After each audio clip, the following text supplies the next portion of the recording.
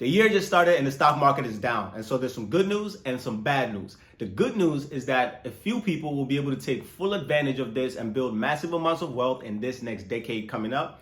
And the bad news is, sadly, majority of people will end up losing their life savings and or never build generational wealth. Now, we have seen this play out for decades, and I want you to be on the side that ends up building wealth instead of getting left behind. And if you're somebody who cares about others and want them to also build wealth, then make sure you subscribe and turn the notification bell on, because it does help the algorithm push this video out to more people so they don't get left behind. So why are stocks down this year, and is the stock market crash coming? I'm gonna cover all the main reasons as to why things are operating the way they are right now. So not only will you be able to avoid heavy losses within your financial and wealth building journey, you will be well positioned to get great returns over the long term.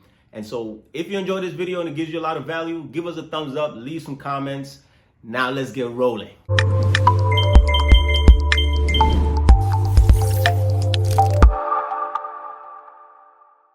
I'm Bafi, your financial guide on this journey. And to get a good understanding as to why stocks are moving the way they are right now, we need to go back and revisit what occurred in the stock market in the year of 2023 in terms of the annual performance. We noticed that the S&P 500 returned 24% to investors, and the NASDAQ provided 45% return to investors. And the question you should be asking yourself is, why did the stock market perform so well in 2023?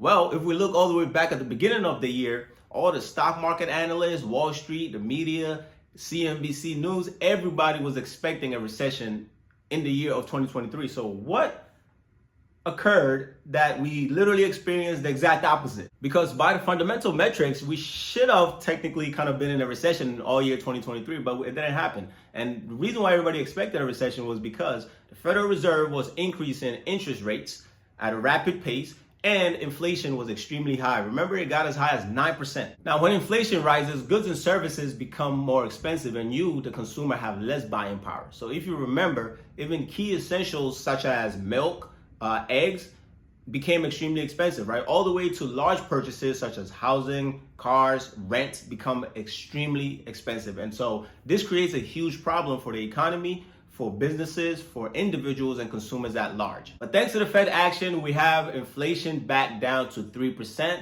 And that is because with rapid increased rates in interest rates, this makes borrowing money expensive and difficult for everybody included, both the consumer and businesses at large as well. Typically, when interest rates increase, demand for goods and services decrease because the majority of the population rely on borrowed money and credit to make big purchases, especially when you're purchasing a house, a car, or even for your own wedding. And this creates a domino effect because less economic activity leads to higher unemployment generally, and that affects businesses and their ability to also generate profits. During these times, many businesses have to make strategic decisions because they have to stay competitive, profitable, and come up with new innovation and advancement, right? And so one of the strategic moves that Business 101 you learn is to learn to cut expenses. That is why it's important to reduce or maintain a healthy expense level in your personal life. So businesses have to do it as well. And by reducing expenses, you help retain more earnings, and it makes the company a bit more profitable and structured. During these uncertain times, businesses are very cautious along with what projects, what expansions, research and development that they're working on. So you will see them cut out a lot of extracurricular projects that is not really important to the core of the business. And this was happening throughout the world.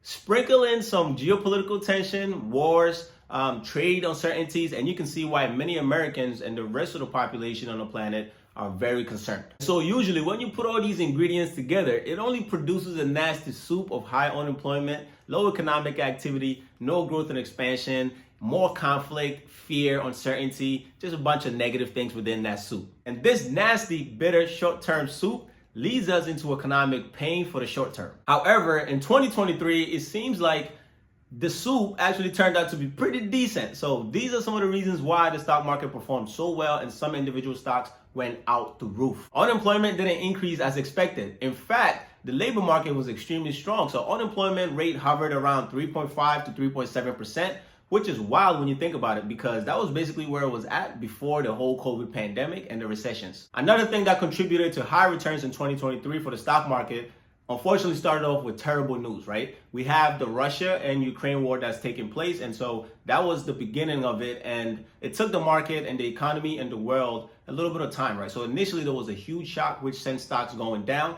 But then after some months later, the stock market recovered because society kind of, unfortunately, understood and accepted what is. And hopefully this war ends, hopefully in the near future. That would be good. The next reason is the fact that consumer expenditure on goods and services actually increased when typically we would expect that to decrease. Now, part of the reason why is because many individuals had good savings from the pandemic, and also because the labor force and the job market was so strong, people were getting paid higher wages, right? And so they had extra cash to still continue spending. All this extra spending and demand adds to businesses' revenue line and their bottom net profit line. And because of that, companies that are profitable go to the moon. The biggest reason and the engine behind such strong performance in 2023 was AI. We have AI, automation, robotics, and this is going to revolutionize the way businesses conduct anything, whether it's product, goods, services. Is essentially revolutionizing the entire economic landscape. And we are so excited, and investors are excited, businesses are excited about the opportunity to be productive, more efficient, and this is going to create an insane amount of profitability for businesses and help all our day-to-day living experiences 10 times better. And because of that, everybody's betting on AI for this next decade, because we as a society is on the cusp of the new gold rush. This is essentially like discovering oil for the first time, or the creation and invention of the internet. This is the next level of that. Icing on the cake occurred in Q4 of 2023 when the Federal Reserve announced that they will be cutting interest rates at least 3 times in 2024. For some reason, the stock market anticipated that it was going to be like 6 cuts in 2024 after that announcement. So stocks, again, went to the moon. At this point in the video, you are an expert on exactly what happened in 2023 that led to the stock market going up significantly. So let's talk about 2024 and why stocks are down. Usually when you get a strong performance like that in a year, investors like to take off profit from the top, and that means they will sell some of their stocks to lock in those gains. The only difference is they won't sell it in the same year that those gains occurred. They will rather sell it in the following year in Q1 between January and March. The reason why is because it has a tax advantage and a tax benefit. If they sold it in 2023, they would then have to report those profits and pay the capital gain tax on that when they file taxes in 2024. But because they sell it in Q1 2024, they have a whole year to utilize those profits to generate more money before they even have to pay capital gains tax on it. So it's good to know how these investments work and when to sell them. Majority of them are not selling these stocks just to hold on to the cash. And that is the next thing you need to know as to why the stock market is down to start this year. When they sell these stocks, there's a lot of rebalancing activity. And all that means is they're just taking those profits and putting them in different areas where they see better gains and potential investment opportunities for higher returns. And so you would see them move some of the money and put it into solid, strong businesses that, and quote unquote, may not have performed well in 2023 or the year before. And so some of these industries, for example, the financial industry, the industrial industry, and the healthcare industry have not done very well in 2023. And so you can see where, because they are down or flat on the year, you can see where sometimes they'll move money from different areas that did extremely well and put it in some of these areas that have strong business fundamentals, but the stock price is just not rising yet, and eventually it will go up. So they'll move the money around, and that is called rebalancing. And I stated their goal is to take advantage of those discounted stocks and industries in hopes of the rebound when we hit the next bull market per se. The next reason why stocks are down is because we have decades of stock market data, and usually following a strong year like 2023 with high returns, the following year don't turn to provide investors with as much returns. Sometimes a little bit shorter, sometimes significantly lower returns for investors. And so analysts and Wall Street and big investors and big firms are not expecting such strong gains like last year. And so they are approaching with caution. They're investing with caution. Another thing to keep in the back of your mind is that this is an election year, which means that at some point in November, we are going to have a new elected president of the United States. Now, granted, currently it is not at the forefront of the stock market concern, and it's not affecting the stock market currently as much. But as we get closer to November, you're going to experience more volatility, and it's going to be interesting to see how things play out. Even though the stock market started the year down, when you actually take a step back and zoom out, you will realize that the stock market is actually only down about 1 to 2% from its all-time highs at the end of 2023. In real time, it feels like we are in a recession. And that goes to show you the sentiment and how the media and the power that emotions have when it comes to investing. Now, I have some good news for you, my friend, and you should be emotionally excited about this because there's roughly $5 trillion on the sidelines that is not in the stock market yet, meaning this $5 trillion is basically in high yield savings account, money market accounts, and CDs, which eventually, I can promise you, the majority of that will be making its way into the stock market in 2024. So you should be excited. I know you're watching this like, okay, Buffy, I got you. I'm picking up what you're dropping, but what should I avoid and what should I do? And the first thing you should avoid is to stay away from any and everything that instills FUD. F-U-D. FUD is an acronym for fear, uncertainty, and doubt. Now, the news and media will use a lot of current events and things happening to kind of push a certain agenda or boost their views and algorithms. And so they're going to spread a lot of negative news. So the best thing you can do is basically stay away from all of it. Next thing you should do is to avoid logging onto your stock portfolios daily to stare at it. Because to be honest, you're actually wasting your time, your energy, your resources, and your precious thing called life. Unless you work for a financial firm / working on Wall Street and you actually have to look at these screens on a daily basis, there is no need to be looking at them at all. Your best bet is to actually ignore the account and maybe log in every 6 months. Or if you don't have automated contributions and you actually contribute to it bi-weekly or monthly manually, then of course you log in and contribute and then you get out, right? Because think about it this way. Imagine buying a house today. And every morning you wake up, you go and stand outside your house and you stare at the house to see if its value went up. That's mad, right? You're gonna think you're mad. And so when you buy a house, you have a long-term perspective. You're expecting the house to go up in value over decades. There is no difference when it comes to stock market investing. My next tip for you is to avoid every get-rich-quick scheme and content. This is terrible because unfortunately, interestingly enough, when the stock market and the economy is doing bad or we're in recessions, that is when most people are vulnerable. Why? Because majority of people in these situations are not doing well financially in their personal life and in their investment life, and they probably have tons of debt. And so they are desperate to try and get anything that seems good or sounds good that can get them ahead in the game. And so they fall for these traps. When the stock market and the economy is doing great, nobody's complaining, nobody's trying to sell you something, nobody's DMing you about how they can make you quick bucks. If anybody comes and tells you they can double your money quickly, buy crypto, trade your stocks for you, run away from them as fast as possible, because 99% of these people are scammers and they are not good people. They're not doing these things out of the kindness of their heart and good intentions for your benefit. They are lining up your pocket and feeding off your fear and your lack of missing out. And investing is a rational and logical game, and emotions do not belong in it, because I've seen people borrow money to go and take advantage of some of these get-rich-quick schemes, or borrow money and just put it in the stock market. And that is the worst thing you can do. You're going to lose your entire savings and more. And I want to make sure you guys really understand this right here. If you treat investing and the stock market and asset classes, wealth building, as get-rich-quick schemes or something you can finagle with the system and beat the system, you do so at your own risk. If you treat it like it's a gambling machine, like it is FanDuel or DraftKings, don't be shocked when you end up worse off than you started with. There is a famous saying, if you play stupid games, you win stupid prices. Translation, F around and find out.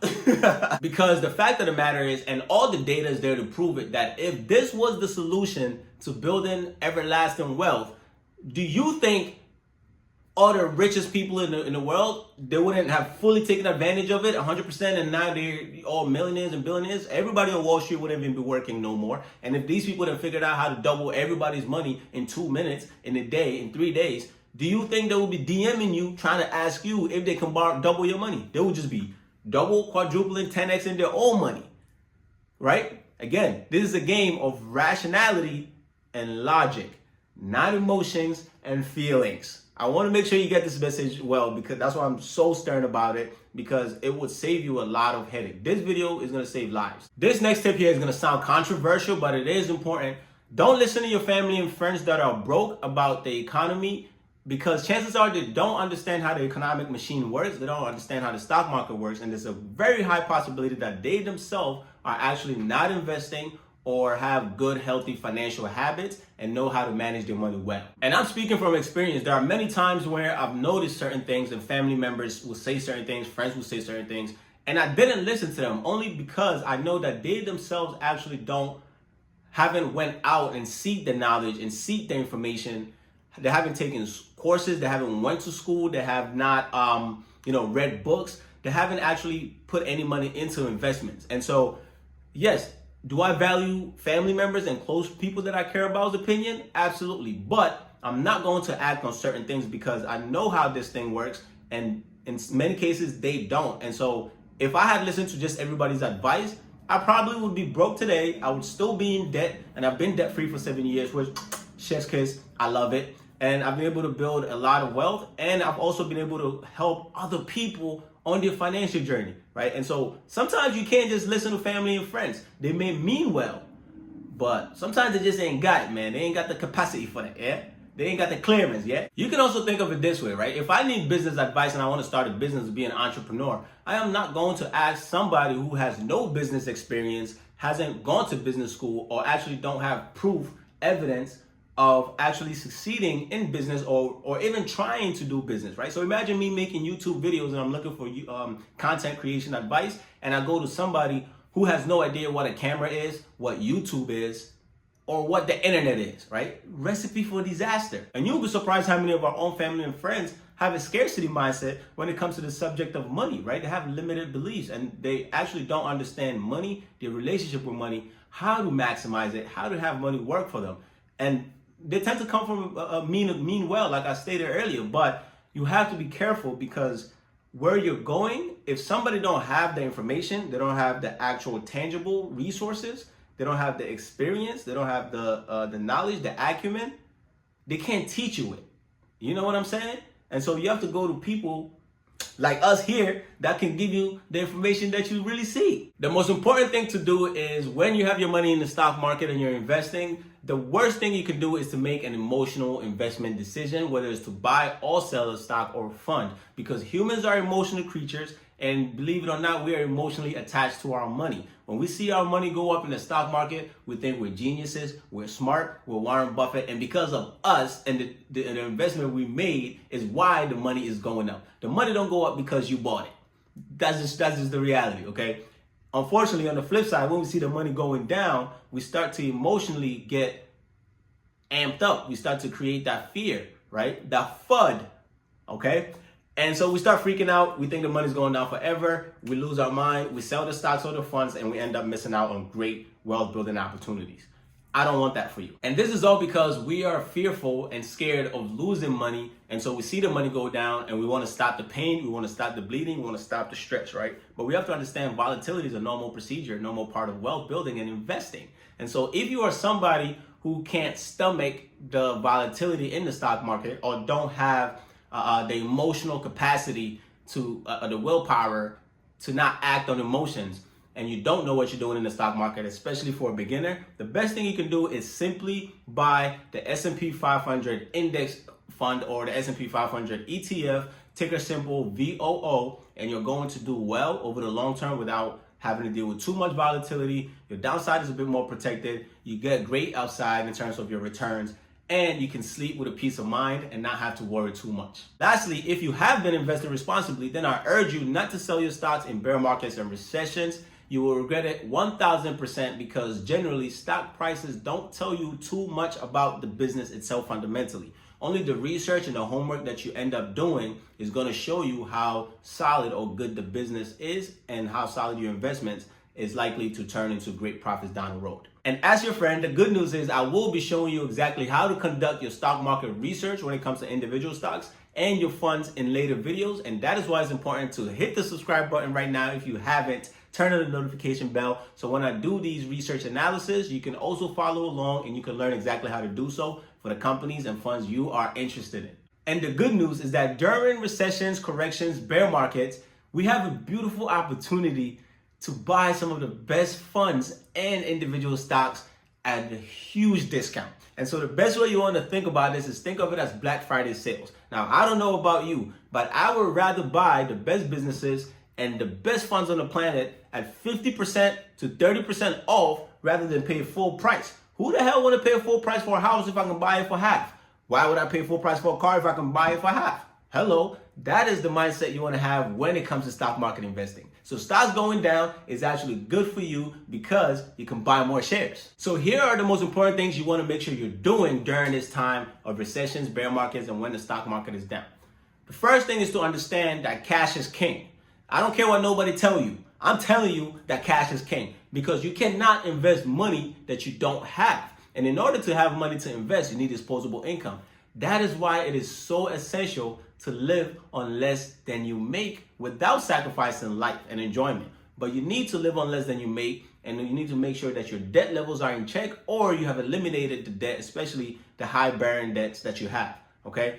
Not only that, the next step is to make sure that you have cash reserves, whether it's for an emergency fund and also saving for opportunities such as taking advantage of the stock market during some of these times or traveling, enjoyment, and things you want to get involved with, okay? That is the first step. Forget the stock market if you have poor money management skills, because sooner or later you will end up selling your stocks to fix the fundamental foundational problems within your financial health that you should have been prioritizing before thinking about the stock market and all the gains. Now, if all those things are taken care of and you're in good, healthy financial standings to begin with, you have a strong foundation, and so you can move on to your stock portfolios and investing more.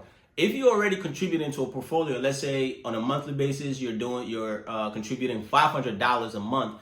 During these times of bear markets, recessions, and corrections, try to increase your contribution to the portfolio. Okay, so if you're doing 500, try to see if you can do 1,000 a month. If you can't do 1,000 a month, that is okay, but try to make sure you do a little bit more, right, than what you're already doing on the usual normal frequency/cadence. Another tip is if you have a company provided 401k, make sure you're taking full advantage of it. If you somehow work in an industry or an environment, you're entrepreneurship, gig economy, and you don't have access to 401ks, you do, however, have access to Roth IRAs, which is an individual retirement account that you can create yourself. And as of right now, the maximum contribution is $7,000. And so take advantage of your job's 401k so you can get the match. If you don't have access to something like that, make sure you create a Roth IRA for your retirement as well. And that is a perfect place to start because your retirement portfolios have the longest time to grow. If you're relatively new to stock market investing and wealth building, especially if this is like maybe your first recessionary environment / bear market correction that you're experiencing, one of the most fundamental things you want to do is invest in your financial education. And that is as important investment as any other investment you're going to make. In fact, it is the most important. So surround yourself with some financial literacy content, such as this YouTube channel here. At least on here is free, right? So you can learn so much for free. But prioritize digestion and consuming good stock market investing content. Buy some books, right? Spend a few bucks on some books. Buy a few courses that kind of teaches, that teaches you how to invest responsibly, and you will be surprised. You might end up spending, say, $100, $200, $500, maybe even $1,000 on your financial education, but that alone is going to make you hundreds and hundreds of thousands of dollars, and it's going to help you build wealth beyond your wildest dreams. Most beginners think they could just hop in the market and just figure it out as they go. And it is by far one of the worst strategies. And I get it. Sometimes people just got to learn the hard way, understandably. But do not put off learning about money and just start throwing money in the market. You're going to have a very difficult time. You're not just going to lose money, you're going to lose time, and you're going to have to restart everything over. So prioritize your financial education. And perhaps the thing that summarizes everything in this video is to lastly, make sure that you just go and live your life.